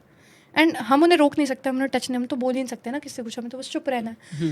फिर उसके बाद ठीक है, चलो आगे बढ़े। फिर जब एग्ज़िट का टाइम आता है ना मंदिर से, तो प्रेतराज से ही हमारी एग्ज़िट हो जाती है। तो जब एग्ज़िट का टाइम था, तो वो जो दीदी थी ना मेरी, वो 10 कदम दूर होंगी मुझसे, and she was dancing like hell, भजन बज रहे हैं और वो नाच रही हैं बुरी तरीके से।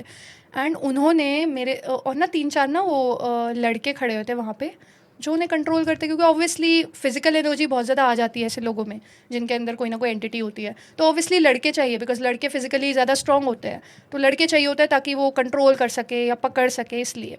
तो लड़के भी खड़े हुए थे बहुत सारे। तो उस लड़की ने एक लड़के की तरफ ऐसे इशारा करके बोला कि तू कुछ भी कर ले, मैं यहाँ से नहीं जाऊँगा। शी सेड दैट, एंड वो 40-50 साल के आदमी की आवाज़ थी, वो 22-23 साल की लड़की की आवाज़ थी ही नहीं। ओके। उसने ऐसे बोला कि तू कुछ भी कर ले, मैं यहाँ से नहीं जाऊँगा। और मैं तो ऐसा हो गई, मैं कहा मुझे यहाँ से जाना है मुझे यहाँ से बाहर निकालो, मैं यहाँ टिक ही नहीं सकती हूँ। और उस लड़की की आवाज़ अभी भी मुझे सुनाई दे रही है, मतलब वो इतने इतने बुरे तरीके से दिमाग में बैठ गई। उसके बाद मुझे 3-4 दिन नींद नहीं आई, एंड मैं मम्मी के साथ ही सोती थी, as I told you, but मुझे नींद नहीं आई। जैसे ही मैं आंखें बंद कर रही हूँ, उसका चेहरा और उसकी आवाज़ आ रही है मुझे सामने।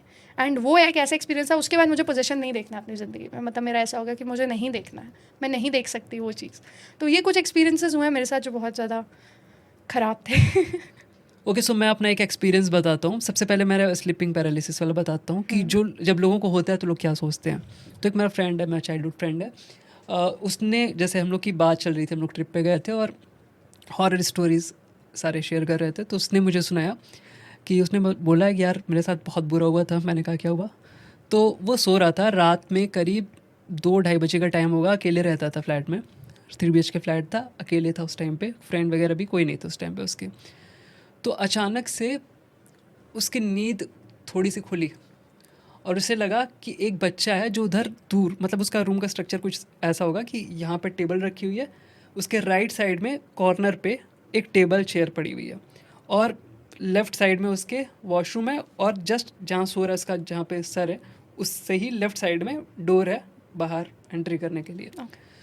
तो अब वो सो रहा था, सोते सोते अचानक से उसकी 2:30 बजे नींद खुली, आँख खुलती है, सामने वो देखता है कि टेबल पे एक बच्चा बैठा हुआ है, उसके बाल नहीं है, टकला बच्चा है, कपड़े में पैंट पहना है, हाफ पैंट पहना है, और बहुत डरावना सा दिख रहा है, मतलब है लड़के ऐसे एकदम शांत घूर रहा है बस उसको देख के। तो वो देख के उसकी हालत ख़राब हो गई कि भाई ये क्या है। वो बैठा हुआ है, और उसके बाद थोड़ी देर बाद, जब तक वो कुछ समझ पाता, वो बच्चा वहाँ से जंप करता है और सीधे उसके चेस्ट पे, और ये देख रहा है एग्जैक्टली होते हुए, उसके सीने पे आके बच्चा बैठ गया। और उसके बाद से ये उसको धक्का देने के लिए ऐसे, मतलब लोग पुश करते हैं ना, ऐसे पुश किया, तो उसकी एक उंगली पकड़ ली, इसकी हाथ की, और वो उंगली पकड़ लिया बहुत तेज़ से। अब ये छुड़ा रहा है अपनी उंगली, उंगली छूट नहीं रही उससे। अब वो इधर उधर कर रहा है और चिल्लाने की कोशिश कर रहा है, गले से आवाज़ नहीं निकल रही है। और उसने क्या कर रखा था, वो उसकी हाइट होगी 6 फीट का, 6'1" कुछ इसके अराउंड हाइट है। तो उसने बेड लिया था 6 फीट वाला, 6x6 का, और उसने एक मैट्रेस मंगा रखा था मोटे 8 इंच वाले। तो ऑलरेडी उस वो क्या था, वो 6.5 फीट का था, तो वो बेड में फिट नहीं हो रहा था। तो उसने क्या किया था कि ऑलरेडी एक मैट्रेस पड़ा हुआ था नीचे, उसके ऊपर उसने 8 इंच वाला डाल लिया। तो अब उसका बेड काफ़ी हाइट पे हाई हो था। गया। तो हम लोग जाते थे, कहते थे भाई इसका अलग ही हाइट पे बेड है। तो वो उस पर सो रहा था, और करते करते वो पलटा, मतलब ऐसे उसको ढकेलने के चक्कर में उस बच्चे को पुश कर रहा है, करते करते उस अपनी उंगली छुड़ा रहा है, उसकी उंगली पकड़ा था, छूटी नहीं रही उंगली, और वो जैसे पलटा नीचे गिर गया, उस बेड से नीचे गिरा, चोट वोट भी लगी थोड़ी उसको, मतलब वेट भी अच्छा खासा है उसका, तो नीचे गिरा। उसके बाद फिर वो थोड़ा सा होश में आया, उसके बाद जल्दी से अपने सारे लाइट्स वगैरह ऑन की उसने, सारे घर की, और चिल्ला चिल्ला के सारे रूम में जाके कि कौन है, खुद का डर भगाने के लिए इंसान करता है ना, चिल्लाता है थोड़ा सा, घर में थोड़ा सा शोर वगैरह, तो चिल्लाया कौन है करके उसने पूरी लाइट्स अपनी ऑन कर दी। अब वो कहता है मुझे समझ में नहीं आता ये स्लीपिंग पैरालिसिस था या कुछ था। कह रहा भाई स्लीपिंग पैरालिसिस में तो नहीं उठता है ना, हाथ वाथ नहीं उठता है, मेरा तो हाथ उठ रहा था, मैं तो छुड़ा रहा था उससे, मैं बेड से नीचे कैसे गिरा? स्लीपिंग पैरालिसिस में आप पलट ही नहीं सकते हो। पलट ही नहीं सकते। तो ये बहुत मिस्टीरियस एक चीज़ बनी हुई है। उसके फ्लैट पे बहुत सारी चीज़ें हुई, वो रेंट पे रहता था, ये एक इंसिडेंट था। दूसरा इंसिडेंट था वो जब इंदिरापुरम में हम लोग रहते थे पहले, ये गुड़गांव का इंसिडेंट था, गुड़गांव में था उस टाइम पे सारी चीज़ें हुई थी। उससे पहले वो इंदिरापुरम में रहता था। इंदिरापुरम में भी बड़ा सा घर था, 4-5 दोस्त मिल के रहते थे।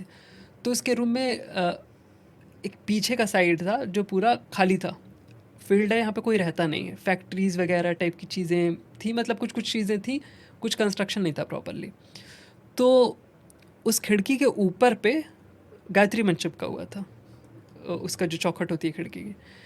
तो मैं गया, मैं पूछा भाई ये गायत्री मंत्र क्यों है? तो हंसने लगा, कह रहे भूत भूत आते होंगे ना इधर से, इसलिए रखा हुआ है। फिर ये लोग कहीं से गए थे किसी मेले वगैरह में, तो एक बलून मिला था, मिनियन वाला जो होता है। तो पता नहीं क्या इनके मन में आया, वो जो फॉइल पेपर वाले होते हैं वो खरीद के ले आया, ला के रखा उसने। और ये इन सब की आदत थी, 4-5 दोस्त थे, घर काफ़ी बड़ा था, तो 3-4 रूम थे। वो नहीं सोते थे वहाँ, लिविंग एरिया में आते थे, सब गद्दा डालते थे, वहीं पे टीवी चलती थी, सो जाते थे, मतलब सारे लड़कों का यही था, कोई रूम में नहीं जाता था। वो मिनियन जो रहता था वो रखा रहता था ये रात में इधर, जब ये सो के उठते थे तो वो रूम में पड़ा मिलता था। और ये पहले तो उन लोगों को मजाक लगा, एक दो बार ऑब्जर्व किया, उसके बाद से इन लोगों ने मतलब फिर ये जानबूझ के देखने के लिए रूम का दरवाज़ा बंद किया प्रॉपर, उसको वो जो सिटकिन वगैरह होती है सब लगा के प्रॉपर बंद कर दिया रूम को, और ये जो मिनियन था उसको बाहर रखा। और उसके बाद बोला कि आज देखते हैं, मतलब ये तो रात में लेट तक जगते ही थे, बट अगेन 8-9 बजे सो के जब सुबह उठे तो फिर से उसी रूम में था वो समझ में इनको नहीं आया, कोई प्रॉब्लम नहीं होती थी कभी भी, कुछ ऐसा नहीं कि पैरानॉर्मल कुछ उनको इशू आ रहा हो, बट ऐसे छोटे छोटे इंसिडेंट होते रहते थे उनके रूम में। ये एक स्टोरी थी उसी हो बंदे सकता की। है ये it can be related to paranormal, because जो आपने पहला केस बताया कि स्लीप पैरालिसिस वाला, स्लीप पैरालिसिस में तो बॉडी मूव ही नहीं कर सकती, राइट, आप तो हिल ही नहीं सकते, चाहे आप कितना फोर्स लगा लो, आप नहीं, आप अपना नहीं एक हो हाथ सकते नहीं हो, हिला हाथ सकते, नहीं हिला अपनी सकते पूरी हो, बॉडी हिलाना तो बहुत बड़ी वो बात है। बड़ी बात है। तो वो तो हो सकता है, ये दोनों ही इंसिडेंट हो सकते हैं पैरानॉर्मल से रिलेटेड। हाँ। यस। देखो एक केस है मेरे पास, लेकिन वो मुझे डाउट है कि वो क्या था क्या नहीं था, आई एम नॉट श्योर, बट वो मेरे और मेरे कज़िन दोनों के साथ हुआ था। तो एक के साथ हो सकता है डाउट, लेकिन दो के साथ हुआ हो तो फिर आप उस पर बिलीव आपको करना ही पड़ेगा। बट मैं थोड़ा सा शॉक में थी उस टाइम। तो क्या हुआ था कि मैं ना अपने कज़िन के पास जाती रहती हूँ रहने के लिए फॉर 20 डेज़ या कभी एक महीना वहीं रहती हूँ मैं अपनी कज़िन के पास। तो मैं गई हुई थी अपनी कज़िन के पास रहने, तो उनका जो रूम है वो इस तरीके से कि उनका बेड है, और उनके बेड के थोड़ी सी दूर उनकी पूरी एक जो वॉल है, एक पूरी वॉल पे उनकी अलमीरा है। ठीक है, मतलब बेड के जो साइड वाली वॉल है पूरी ही वॉल पे अलमीरा ही है, उस वॉल पे और कुछ है ही नहीं, अलमीरा है और उसके ग्लास के डोर्स लगे हैं। तो मतलब आपको रिफ्लेक्शन दिखेगी, अगर आप इस अलमीरा में मैं ऐसे देखूंगी तो मुझे पीछे का दिखेगा, बिकॉज वो ग्लास की है। ठीक है, तो ग्लास की पे तो आपको पीछे का रिफ्लेक्शन दिखता है। राइट। तो ऐसा था ही था। और पीछे की साइड, मतलब अगर ग्लास में आप देखोगे तो पीछे की साइड आपको वॉशरूम दिखेगा, वॉशरूम एरिया है वहाँ पे। ठीक है, और ओपन एरिया, मतलब दी का रूम बहुत ज़्यादा बड़ा है तो वो ओपन एरिया बहुत ज़्यादा है वहाँ पे। तो ठीक है, मैं सो रही थी, तो सोते सोते ना एंड एक्चुअली जब सुबह होती है ना, मतलब जब 5-5:30 का टाइम होता है ना, तो दीदी के रूम में बहुत ज़्यादा लाइट आ जाती है, क्योंकि एक तरफ उनकी एक वॉल पे बहुत बड़ी विंडो है, उस विंडो पे कर्टेन लगा रहता है, लेकिन फिर भी लाइट तो आएगी ना थोड़ी बहुत। तो एक तरफ उनका जो पूरी जो अलमीरा है वो पूरी मिरर उस पर लगा हुआ है, तो आपको पीछे की रिफ्लेक्शन दिखेगी। और जब आप उस मिरर में देखोगे, मतलब उस वार्डरोब को देखोगे, तो उसमें जो आपको पीछे की जो रिफ्लेक्शन दिखेगी उसमें आपको वॉशरूम वाला एरिया दिखेगा। ठीक है, और बहुत ज़्यादा खाली स्पेस है। और मेरी दी के ना जो बेडरूम है उसमें ना बहुत ज़्यादा बड़ी विंडो लगी है। ठीक है, तो उस विंडो से उस पर कर्टेंस लगे हैं, बट जैसे जैसे सुबह होती है ना तो रोशनी थोड़ी बहुत आती है, क्योंकि कर्टेंस में से भी थोड़ी बहुत रोशनी आ राइट। जाती है। तो जब सुबह होने लगती है ना तो दिखने लगता है रूम में चीज़ें, क्योंकि रोशनी आ रही है तो थोड़ा सा विजन क्लियर होने लगता है। ऐसा नहीं कि बिल्कुल अंधेरा है तो आपको कुछ दिखेगा ही नहीं। तो सुबह का ही टाइम था, हल्की हल्की रोशनी आ रही थी और मेरी नींद खुली, और मेरा जो फेस था ना वो विंडो की ही तरफ था। मेरी राइट हैंड साइड पे वो थी वार्डरोब, और मेरा जो फेस था वो वार्डरोब की ही तरफ था। तो जब मैं वार्डरोब में देख रही थी तो मुझे जो रिफ्लेक्शन दिखी ना उस वार्डरोब में, जो मुझे पीछे वाला एरिया दिख रहा था, वो दिख रहा था कि वहाँ पे एक कुछ कोई तो खड़ा है, एंड पूरा ब्लैक है, मतलब ऊपर से नीचे तक पूरा ब्लैक ही है। एंड देखने से जो फिगर थी ना वो लड़के की लग रही थी, कि it was a man not a women. आपको थोड़ा सा आइडिया लग जाता है कि एक लड़का है लड़की है, तो मुझे वो मैन ऐसा लग रहा था। एंड ऐसा लग रहा था कि उसने कुछ ओढ़ रखा हो, जैसे हम चादर ओढ़ लेते हैं ना, तो वो जो हमारा वैसा बनता है वैसा सा मुझे लग रहा था। And it was pitch black, कुछ ऐसा कुछ दिख नहीं रहा था मुझे। और एंड ठीक ठीक हाइट थी, मतलब उसकी ऐसा भी नहीं कि बहुत छोटा, 4-5 इंच नहीं, 5 से भी हाइट ज़्यादा ही थी। मैंने देखा उसे और मैं तो डर गई, मैंने चादर ऐसे ओढ़ी पूरी सर तक और मैं तो सो गई। मैंने कहा देखी जाएगी, सुबह देखेंगे, अभी तो सो जाते हैं। तो मैं सो गई। फिर उसके बाद ना मैं जब सुबह उठी तो ठीक है कुछ भी नहीं हुआ, और मैंने दी को बताया भी नहीं कि भाई वहम होगा, दीदी हंसेंगे मेरे ऊपर कि तू ना ये सब देखती रहती है ना, तो तभी तेरे दिमाग में ये सब चल रहा है। दीदी भी ये सब देखती हैं, हाँ। ऐसा नहीं दीदी ये सब नहीं देखती, बट मैं थोड़ा ज़्यादा कंज्यूम करती हूँ, तो दीदी कहेंगे तू पागल हो गई है, तेरे दिमाग में ऐसे ही चल रहा है। मैं कहा ठीक है, तो मैंने दीदी को भी नहीं बताया। ठीक है, तो फिर 2-3 दिन बाद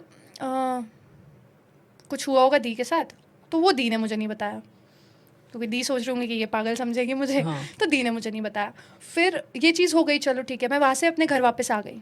ठीक है, उसके बाद जब फिर मैं दोबारा गई ना वहाँ पे, तो फिर ना हमारी ऐसी बात हो रही थी रात को, तो फिर मैंने कहा अरे दीदी को मैं बताती हूँ कि क्या हुआ था उस दिन। अब तो बहुत टाइम हो गया, 1 महीना हो गया इस बात को, अब मैं बता देती हूँ। तो मैंने दी को बताया ऐसे ऐसा ही कि ऐसा मुझे दिखा, ऐसा था, ऐसा दिख रहा था, ऐसा उसकी हाइट ऐसी थी और पूरा पिच ब्लैक था, ऐसा लग रहा था कि इसने चादर ओढ़ रखी है ये वो।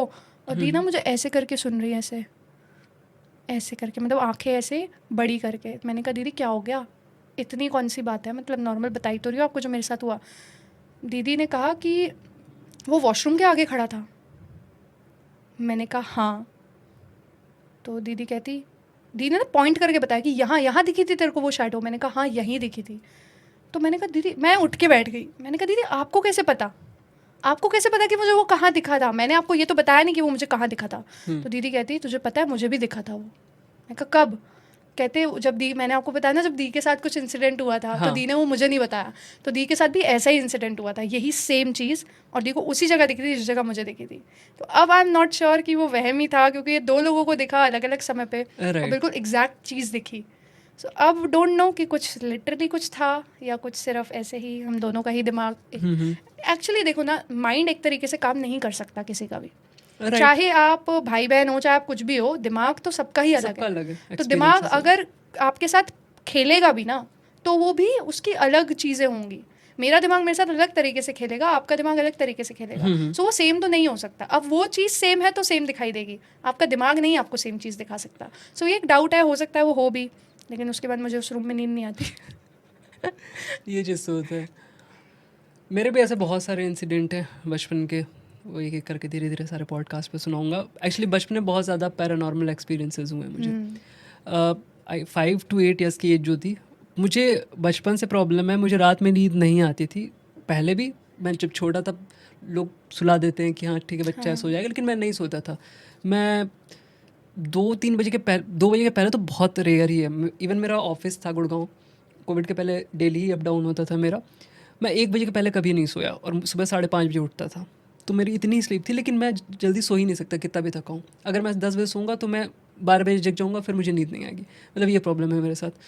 तो बचपन में भी सेम ये प्रॉब्लम थी, नींद ही नहीं आती थी, सोता रहता था। तो 3 बजे 3:30 बजे के अराउंड नींद आती थी। और बचपन में लोग बोलते हैं बहुत हाई प्रोबेबिलिटी होती है कि आप पैरानॉर्मल चीज़ों को बहुत जल्दी देख सकते हो, क्योंकि आपका दिमाग ब्लैंक होता है, बहुत थॉट्स ओवर थिंकिंग चलती नहीं है, और बहुत सारी ऐसी फ्रिक्वेंसी हैं जो आप उस टाइम पे देख सकते हो, मैच करा सकते हो उस चीज़ से। तो उस टाइम पे मुझे याद है, बहुत ऑड सी स्टोरी है, बहुत सारी स्टोरीज में से एक स्टोरी है ये, कि मुझे रात में 1-2 बजे से 3-3:30 बजे तक आवाज़ें बहुत ज़्यादा प्रोमिनेंट एकदम सुनाई देता था कि भाई कुछ हो रहा है।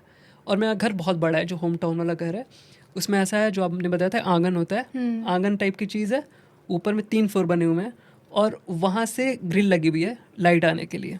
वो काफ़ी बड़ा है, मतलब इस रूम से भी काफ़ी बड़ा।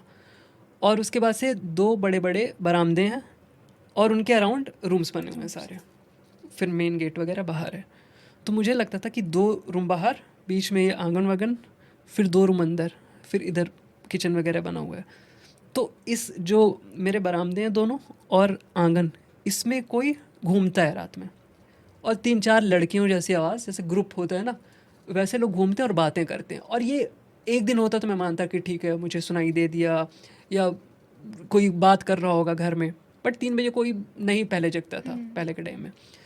तो फिर रात में जो मेरा जो डोर था, वो नहीं जाली वाले दरवाजे लगे होते हैं जो खट से खुद से बंद होते हैं, तो खुलते बंद होते हैं तो चूं चूं आवाज़ आती ही है, ऑयल ऑयल वगैरह नहीं पड़ रहता है। तो वो आवाज़ आती थी रात में, और मैं इतना ज़्यादा डरता था कि मैं ब्लैंकेट में, मोस्टली ठंड में ये सारी चीज़ें ज़्यादा होती थी, तो मैं पूरा मतलब चढ़ा के पूरा ऊपर तक बेड पे क्या बोलते बेड शीट या जो भी रहता था सो जाता था। उस टाइम पे क्या हुआ कि एक दिन फिर यही चीज़ हुई। मैं बैग रखा हुआ था, चुटपुटी वाले बैग जो होते हैं, उसमें कॉपी वॉपी सारी अपनी चीज़ें पड़ी हुई थी, और मेरी आदत थी सारी चीज़ों को बड़ी सिस्टमेटिक रखने की। तो मैं 4 कॉपी इधर लगाता था, 4 कॉपी इधर, नीचे बड़ी बड़ी बुक्स और बीच में लंच बॉक्स। तो ऐसे करके मैं रखता था अपने बैग को। तो क्या हुआ एक दिन कि मैंने नहीं रखा था रात में, मुझे याद था कि यार नहीं रखा, कल रख लूँगा सुबह। और मुझे याद था एग्जैक्टली, ऐसा नहीं कि कर लिया था मैंने और मुझे याद था कि नहीं था, इसमें कोई डाउट है। रात में मैं सो रहा था, फिर वही हंसने वाली आवाज़ आई, बात करने वाली, घूम रहे हैं इधर उधर उधर। अचानक से दरवाज़ा खुला खाट, और बहुत तेज़ धाड़ से बंद होता था दरवाज़ा। तो मैं एकदम समझ में आ जाता था, मैं एकदम वो करके अंदर एकदम छुपा रहता था। और हम लोग का बहुत बड़ा बेड था, हम लोग 6 सिबलिंग्स थे, तो हम लोग एक ही रूम में सोते थे, बाकी सारे लोग सो रहे हैं, किसी को पता ही नहीं चल रहा है। फिर मेरे बैग के खुलने की आवाज़ आई, टिक टिक जैसे खोलते हैं बैग को। मैं समझ मेरा कोई बैग खोल रहा है, और फिर आपस में कुछ बात कर रहे हैं वो लोग, कि ये वो एग्जैक्टली क्या कन्वर्सेशन थी मुझे याद नहीं है, बट करके फिर खट से दरवाज़ा हुआ, चले गए। मैं कब सोता था फिर पता, नींद कब आई वो तो पता नहीं चलता है। सुबह मैंने उठ के देखा तो मेरा बैग वैसे इसमें रखता था वैसे लगा हुआ था, सेम टू सेम। अब कुछ लोग कहते हैं भाई तुम लगा के सोए होगे, तुम्हें याद नहीं होगा, वो सपना देखोगे। मैं कहा भाई एक दिन का नहीं है, ये भी मैंने एक हाँ। स्टोरी सुनाई है, ऐसे मल्टीपल स्टोरीज़ हैं। तो मैं इतना डर गया था कि मैंने छोटे छोटे पेपर पे चिट्स बना के उस पर राम राम और जय हनुमान ये सारे लिख के, जब सोने वाला होता था तो एंट्री पे दरवाजे के वो पूरा उससे लाइन बनाता था। और आई थिंक ये जब बहुत ज़्यादा होने लगा तो ये किया मैंने, और उसके बाद से मुझे प्रॉब्लम नहीं हुई थी। बट उसके पहले और भी स्टोरीज़ हैं। ऐसे ही एक बार मैं सो रहा था, सोते सोते फिर वही आवाज़ आई बात करने की, तो मैंने ऐसे अपना वो ब्लैंकेट हटाया और देखा ऊपर, तो मुझे कुछ नहीं दिखा। फिर अचानक से दरवाज़ा खुला और लगा कोई मेरे ऊपर ऐसे दोनों तरफ पैर रख के ऐसे मेरे ऊपर ऐसे खड़ा है, कोई बंदी, और बाल उसके पूरे खुले हुए हैं।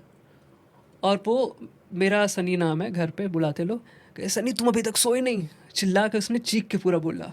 और मैं इतना तेज़ डर गया, मैंने तुरंत एकदम आँख बंद करके, ब्लैंकेट भी ऊपर नहीं कर सकता था क्योंकि वो ऊपर मेरे खड़ी थी, उसके बाद जल्दी से मैंने आँख ऐसे करके बंद कर ली। और फिर सुबह उठा, मैं दीदी लोग से पूछा आप लोग में से कोई उठा था क्या ऐसे रात में मेरे को डराने के लिए? ऐसा बोल करें, कसम से हम लोग नहीं थे, ऐसा ये हरकत थोड़ी ना करेंगे, तुम बच्चे हो। मतलब लोग डरते ना बच्चों को, रात में नींद में मत डराओ, डर जाते हैं बच्चे, तो नॉर्मली भी बच्चों को उतना डराता नहीं कोई।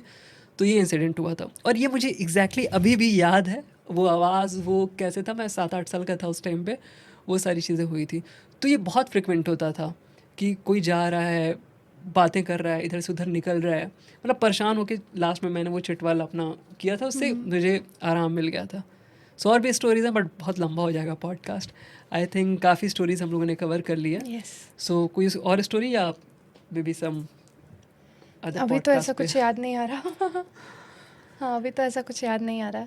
सो यही था आज का हमारा podcast. Hmm. So that's all, आज के लिए इतना ही। साथ में इनका इंस्टाग्राम का अकाउंट का लिंक भी मैं नीचे डिस्क्रिप्शन में दे दूंगा, आप जाके फॉलो कर सकते हो, वहाँ भी बहुत इंटरेस्टिंग टॉपिक्स पे वीडियोस, रील्स रहती हैं, तो आप जाके देख सकते हो। दैट्स ऑल फॉर टुडे, मिलते हैं नेक्स्ट पॉडकास्ट में किसी नए टॉपिक के साथ, तब तक के लिए बाय बाय।